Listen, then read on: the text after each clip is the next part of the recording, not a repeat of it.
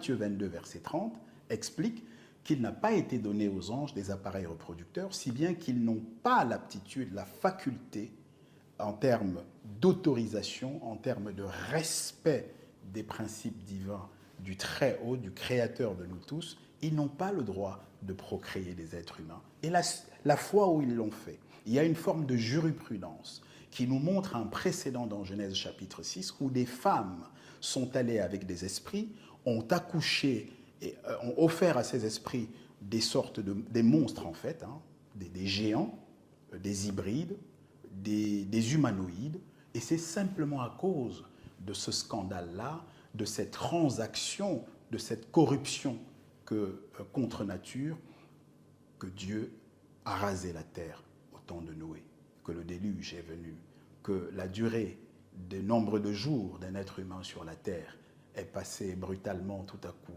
en sentence divine de plus de 1000 ans à 120 ans. Tout cela vient de cette époque et de cet événement, de ce fait générateur qui est l'acoquinement de filles d'hommes avec des esprits. Exactement comme Ève avec le serpent ancien, ou alors comme Marie la Vierge, celle qui a accouché l'hybride qu'adore le christianisme, le Jésus du christianisme, ou plutôt christian d'ailleurs, puisque c'est christianisme. Bon, bref, voilà. Nous sommes dans une répétition et aussi dans la constance de Dieu, parce que Dieu n'évolue pas en fonction de nous.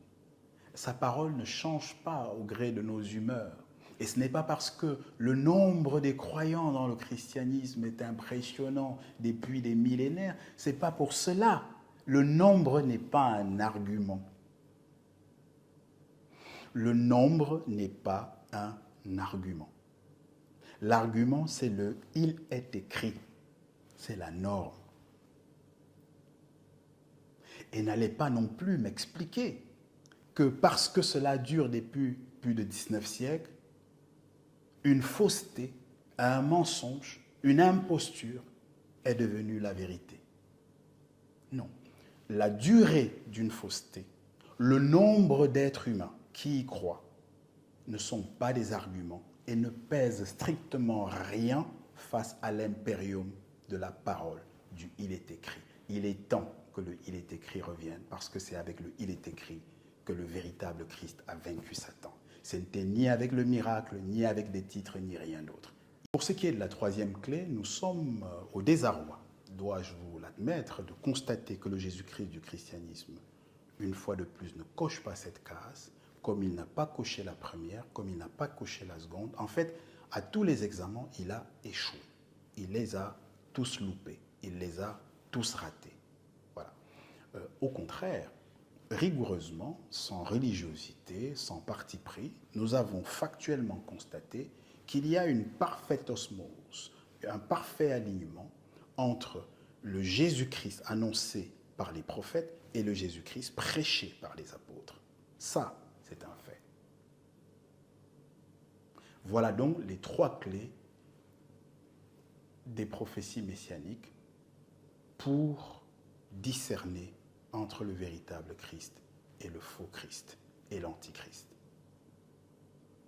Il est donc temps, une fois que nous avons fait ce constat et conclu l'examen de conformité par ce constat déconcertant, décoiffant, nous sommes obligés de dire que l'examen de conformité montre un triple échec, un échec total à 100%, puisqu'il n'a rien réussi du Jésus-Christ du christianisme, et qu'au contraire, le Jésus-Christ des apôtres passe haut la main la totalité des examens auxquels nous avons pris la responsabilité, comme il nous le prescrit dans Luc chapitre 24, verset 44, comme nous en avions l'obligation au terme de 1 Jean 4, verset 1 ou de 2 Timothée 2, verset 5, nous en avons pris la responsabilité et la conclusion est qu'il passe haut la main tous les examens. Non pas seulement la première clé, non pas seulement la deuxième, non pas seulement la troisième, non pas seulement 2 parmi les 3 clés,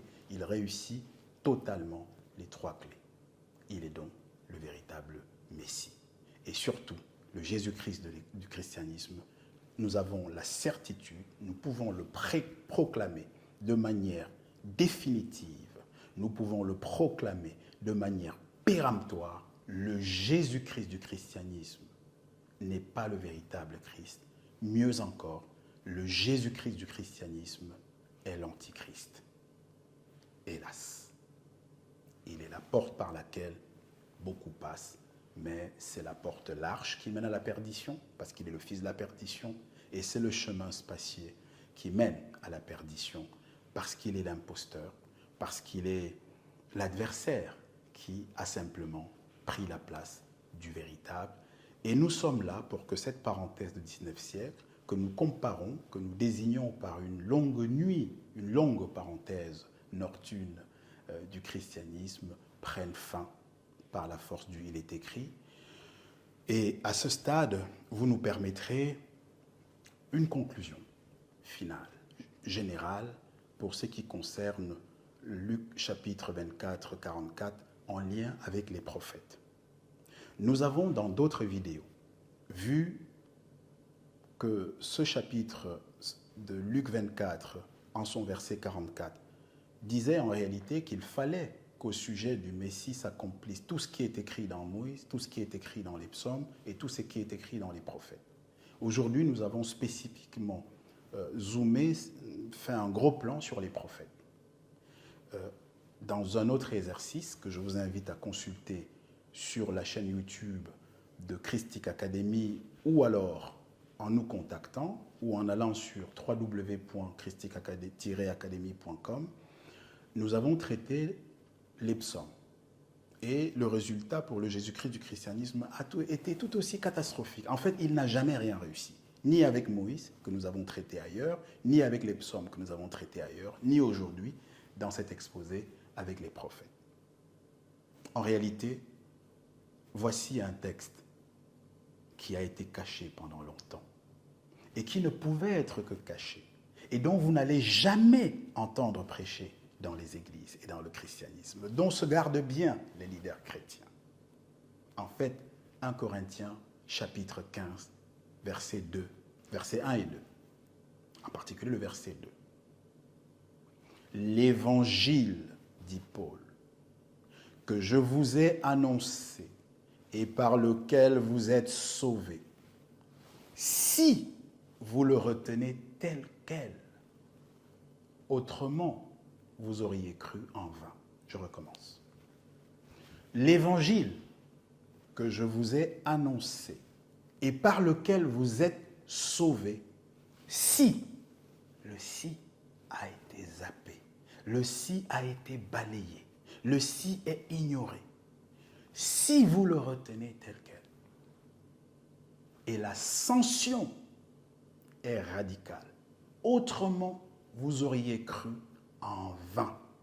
N'allez pas penser que c'est un coup d'humeur de Paul, parce que l'apôtre Jean, le dernier apôtre à quitter cette terre après que tous ses compagnons aient été massacrés, dit chose similaire dans 2 Jean chapitre 1, versets 7 et 9. Nous pourrions utilement lire les versets 7 à 11. Mais que dit le verset 7 ?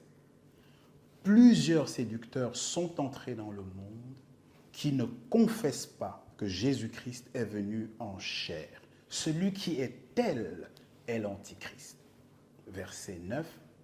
Celui qui va au-delà, quiconque va au-delà, plus précisément, quiconque va au-delà et ne demeure pas dans la sainte doctrine, dans cette sainte doctrine du Jésus-Christ venu en chair, n'a pas Dieu.